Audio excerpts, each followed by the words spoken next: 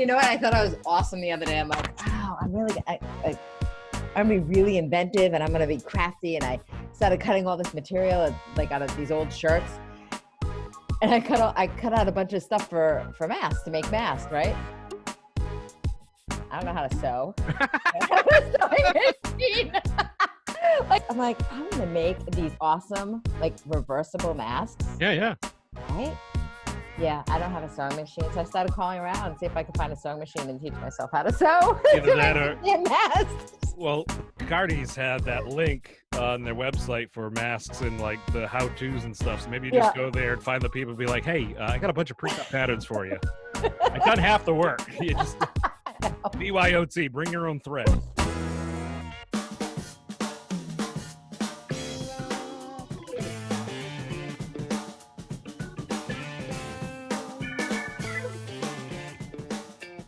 Hey, welcome into Carpooling with Ben, folks. The virtual series continues as we go through these days of social distancing. Things are starting to lift, but a lot of businesses are adapting and having to do things differently. One business that is critical and, provides an incredible resource that we've had featured here on the show a number of times, very, very much close to the hearts of the Cardi furniture and mattresses family, Nairobi, would be the Ronald McDonald House.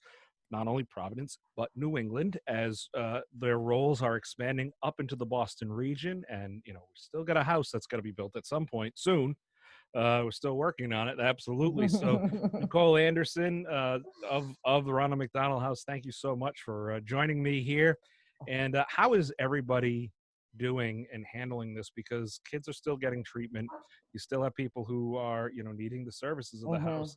And I imagine that whole adaptation has been a challenge. So talk to me about that. Well, it's been quite a transition. Back in March, when this all started coming down, we had to stop taking new families in. Okay. So I believe at the time that happened, we had around 16 families. And then slowly they kept leaving. We still have 4 families that are staying with us, that have been with us from the beginning. So we still have to, have that house running and, keep it clean and sanitized. One thing that, we always appreciated our volunteers, but we also suspended our volunteer services back in March when all of this happened in our meal prep. So, one thing that the staff has now come to see through all of this is this greater appreciation for what our volunteers do. So the house is covered, like I said, 24/7 by staff. We each go in. At this point, we're going in one staff at a time for a shift. And during that shift, we are sanitizing every inch of that house. We're, keeping it clean, making sure that, all the touch surfaces are sanitized, and everything is, the food is fresh and turned over. And, the families that, we only have 4 families, but making sure that, everything that they have is safe for them, and the environment that they're staying in is safe for them. So, when they go back over to the hospital, they're not taking anything that, could affect or harm their child or themselves or others. So, yeah, we have a great appreciation for our volunteers now more than ever. And you hear that term a lot lately, now more than ever, because we're all just getting used to this new norm. So. Yeah, it's been interesting. There's a phrase out there, that some people may apply to this that would say, you don't know what you got till it's gone. I don't think that's necessarily the case when it comes to the volunteers, because the core army of volunteers that you folks have had for years, how vital they've been and how wonderful they are, and the incredible role that they've all played throughout the house's 30 plus year existence, right. Here in not only in Rhode Island but all across the country. It's a wonderful program and people get involved with. What is the horizon looking like as far as being able to offer or extend the services or start to bring on some various elements to what you guys do? Because obviously the needs are still there. Right. So we are setting up a phased in process to start taking families back into the house. We don't have a date yet. There are many different variables to that. You know, we're aligning with the CDC protocol and RMHC Global. So we're not 100% on the date that we're going to start welcoming families back in. We are already at the capacity of percentage that we should be at, because we do have 4 families staying with us in Providence, and we actually have one family staying up in Boston. So you know, there are variables. The protocols, the new protocol and steps are being put into place. It's just a matter of you know, deciding when that time is. Yeah, interesting. Well, I mean, certainly the need is there, and you know, you'll do as much as you can when you can, because that's what you folks have done Right. for many years. Something that is not going to be happening anytime soon, though, is some of the great fundraisers, some of the wonderful events that are so vital. They're fun, but they raise funds, and that is very important to the DS. That is very important to you guys and the organization. So, you know, talk to me about how all this is affecting you in that sense. And you know, if people want to write a $10 million check, I mean, they can, I guess. And thank you. And thank you. So it's definitely made my job interesting, to say the least. We're looking at, as we stand right now, with the current cancellations and postponements and transition of events, we're looking at just over $600,000 in revenue loss for 2020. And that is still, you know, we're banking on still having the Women's Classic that has not been canceled yet, and the gala. We have not transitioned that to a virtual model. We are coming up with plan B and C, as we are with all of our events, but we're hanging on to it with 2 hands.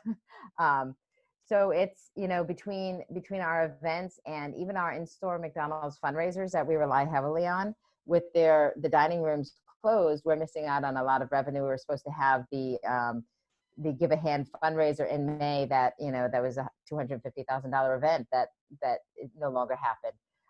So we're really in need of support from the community, as are all of the other nonprofits in the area.